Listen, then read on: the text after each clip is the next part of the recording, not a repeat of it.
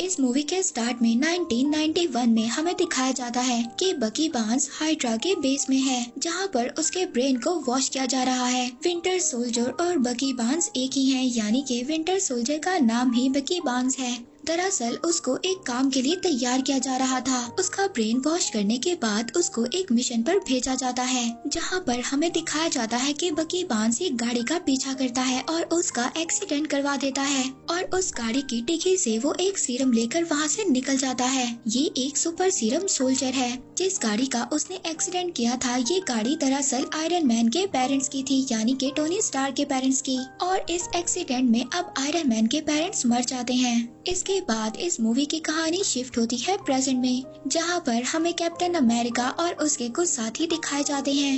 ये सब के सब नाइजीरिया के लैब में हैं। वहां पर एक सोल्जर को जिसका ब्रेन बिल्कुल बकी बार्न्स की तरह वॉश किया गया है, उसको एक बायोलॉजिकल वेपन चुराने से रोक रहे होते हैं। कैप्टन अमेरिका के साथ उसकी पूरी टीम भी थी। अब उसकी पूरी टीम उन लोगों को एक एक कर मार देते हैं। अब वो एक सिर्फ सुपर सोल्जर बचता है और उसके सामने कैप्टन अमेरिका था।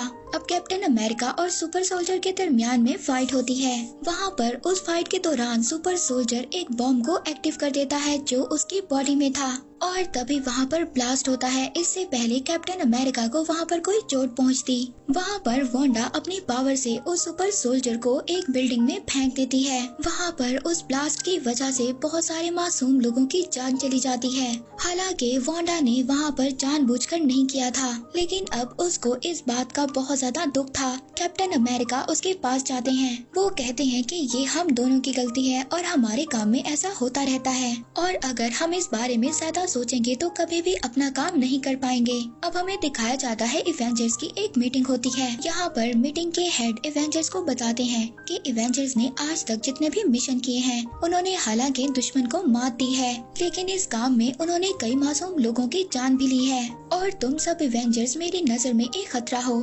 तुम बगैर परमिशन के किसी न किसी कंट्री में चले जाते हो और वहाँ पर जाकर तोड़फोड़ करते हो, जिससे कई मासूम लोगों की जान चली जाती है। लेकिन अब ऐसा नहीं होगा, मेरे पास इस बात का एक हल है। वो वहाँ पर सबको एक एग्रीमेंट देता है जिसका नाम है सोकोविया एकॉर्ड्स और इसमें इस बात को लिखा हुआ था कि इवेंजर्स अपनी मर्जी से कहीं भी किसी भी कंट्री में नहीं जा सकते और वो अब एक प्राइवेट ऑर्गेनाइजेशन नहीं रहेगी, बल्कि वो लोग अब एक यूएन के अंडर काम करेंगे। जैसे ही यूएन उनको ऑर्डर देगी तभी वो काम करेंगे। और यहाँ पर हम आयरन मैन यानी कि टोनी स्टार्क को भी देखते हैं, जो इस बात पर एग्री होता है क्योंकि वो इस बात को जानता था कि उनकी फाइट के दौरान बहुत ज्यादा मासूम लोगों की जाने जाती हैं। यहाँ पर टोनी स्टार्क अपने पहले मिशन को याद कर रहा था कि जिस मिशन की वजह से बहुत ज्यादा बर्बादी हुई थी, तो यहाँ पर वो सबका जिम्मेदार अपने आप को कह रहा था, इसलिए वो सोकोविया एकॉर्ड्स के एग्रीमेंट पर तैयार था। लेकिन यहाँ पर कैप्टन अमेरिका इस एग्रीमेंट पर साइन नहीं करना चाहते थे क्योंकि उसको गवर्नमेंट पर बिल्कुल भी भरोसा नहीं था।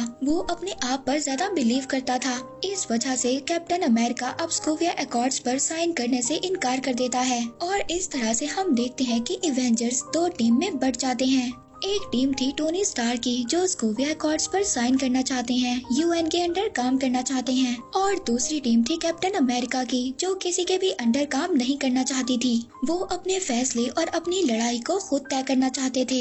इसके बाद हमें जीमो नाम का एक आदमी दिखाया जाता है जो सोकोविया में पहले कर्नल था, जहाँ पर एवेंजर्स और अल्ट्रॉन्स की लड़ाई में कई मासूम लोगों की जान गई थी, पर अब वो एक टेररिस्ट बन चुका था और वो किसी भी कीमत पर एवेंजर से बदला लेना चाहता था। अब वो हाइड्रा के एक हैंडलर के पास जाता है। वहाँ पर जाकर वो हाइड्रा की वो खुफिया नोटबुक को हासिल कर लेता है जिसमें हाइड्रा के सुपर सोल्जर्स के बहुत सारे सीक्रेट्स थे। उस बुक में ऐसे वर्ड्स को लिखा गया था जिनको बोलने के बाद हाइड्रा के सुपर सोल्जर से कोई भी काम करवाया जा सकता था। इसके बाद हमें वकांडा के किंग को दिखाया जाता है जो टोनी स्टार से मिलकर बहुत ज्यादा खुश होते हैं कि उन्होंने एग्रीमेंट पर साइन कर दिया।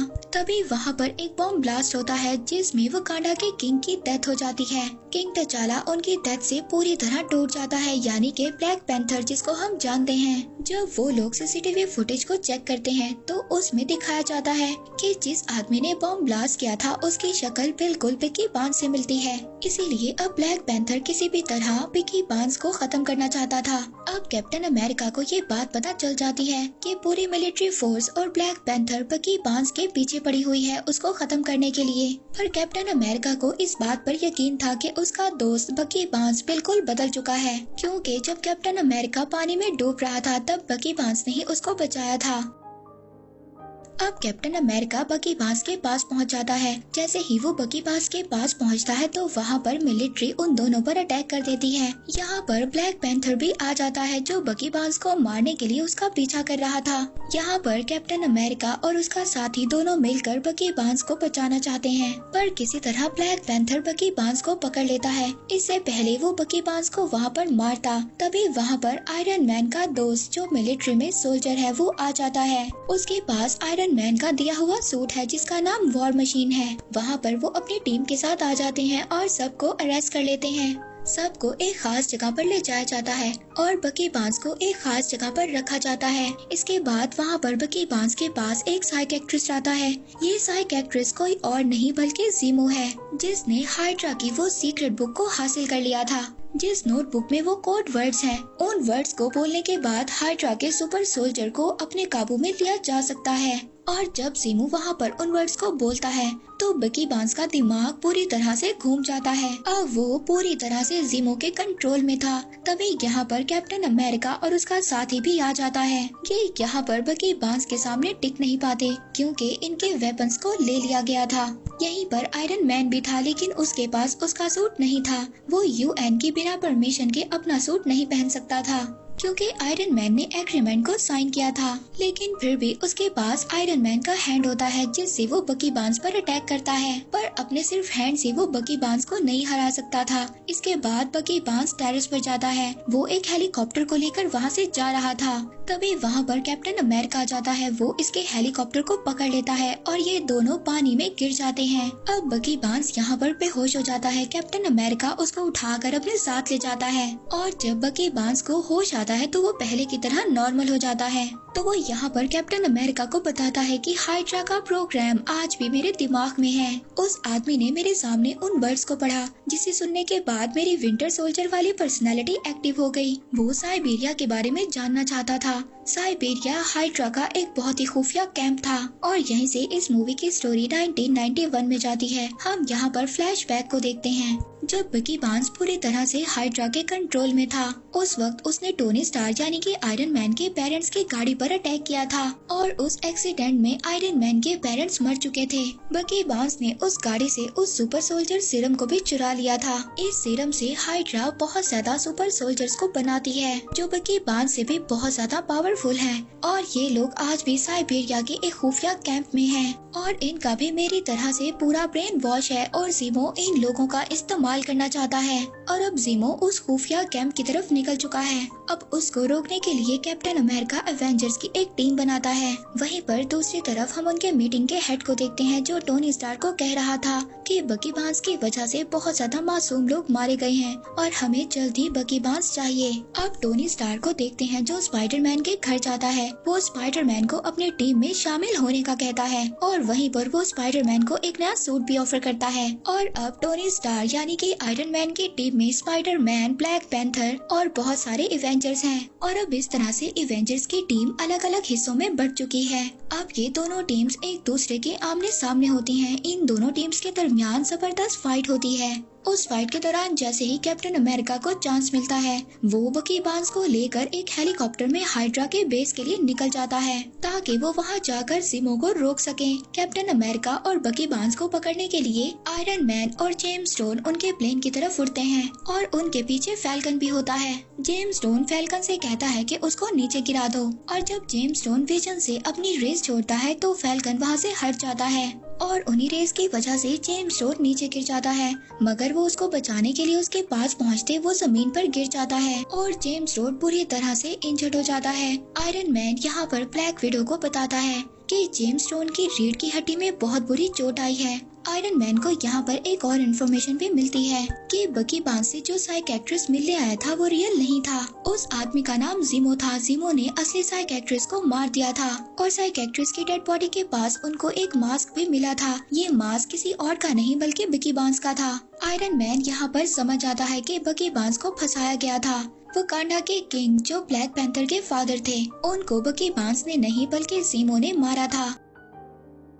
अब यहाँ पर टोनी स्टार्क आयरन मैन को अपनी गलती का एहसास होता है। वो वहाँ पर कैप्टन अमेरिका के साथियों के पास जाता है जहाँ पर उनको कैद कर रखा हुआ था। वो फैल्कन के पास जाता है और उसे ज़ीमो की सच्चाई के बारे में बताता है और साथ ही वो कहता है कि मुझे मेरी गलती का एहसास है, तुम मुझे बताओ कि कैप्टन अमेरिका कहाँ गया है।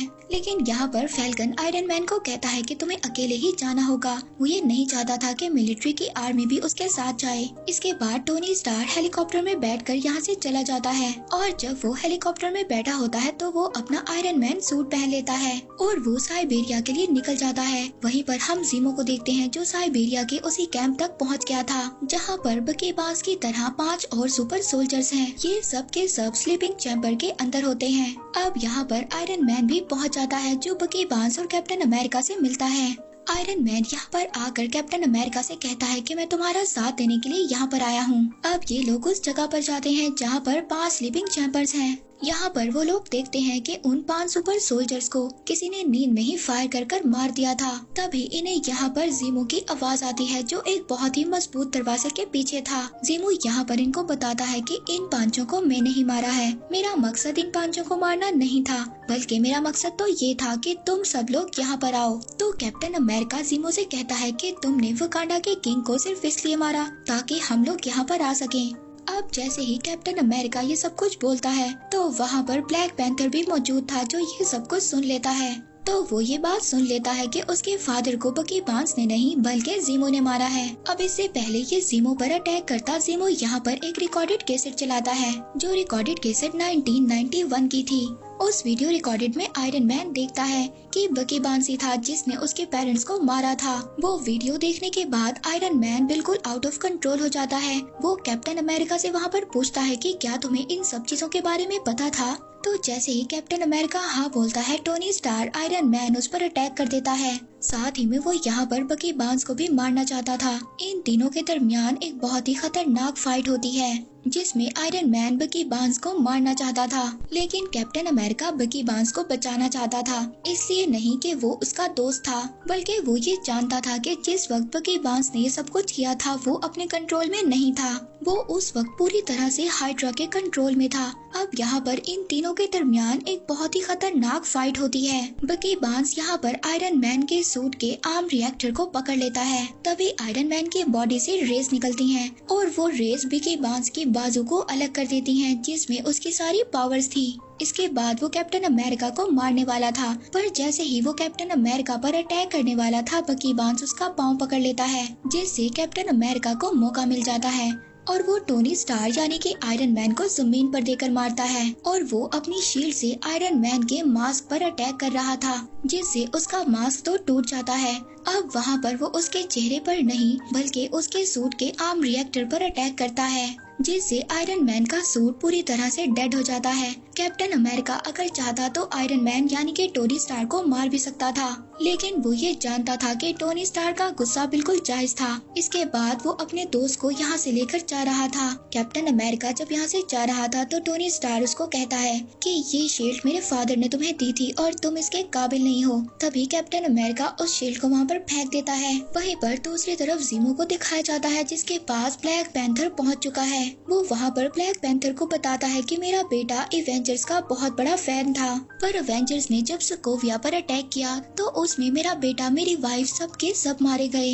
इसलिए मैं एवेंजर्स से बदला लेना चाहता था। मैं उनको आपस में लड़वाना चाहता था और वो काम मैंने पूरा कर दिया। तुम्हारे फादर एक अच्छे इंसान थे, इस बात का मुझे अफसोस है। और अब ज़ीमो यहाँ पर अपने आप को शूट करना चाहता था मगर ब्लैक पैंथर उसको रोक लेता है और अथॉरिटीज के हवाले कर देता है। वहीं पर हमें टोनी स्टार को दिखाया जाता है उसके दोस्त के फाइट के दौरान पाँव बिल्कुल खराब हो चुके थे। उसके लिए एक्सोस्केलेटन पाँव बनवाता है जिसे पहनकर वो एक बार फिर से चल सकता है। मूवी के लास्ट में हमें वकांडा कंट्री दिखाया जाता है जहाँ पर बकी बांस को एक स्लीप पिल्स में डाल दिया जाता है ताकि वो अपने ब्रेन को पूरी तरह से रिकवर कर सके और कभी भी कोई भी उसको अपने कंट्रोल में ना ले सके। पोस्ट क्रेडिट सीन में हमें स्पाइडरमैन दिखाया जाता है जिसको आयरन मैन की तरफ से एक गिफ्ट मिलता है जो कि एक वेब शूटर है। और इसी के साथ कैप्टन अमेरिका सिविल वॉर यहीं पर एंड हो जाती है।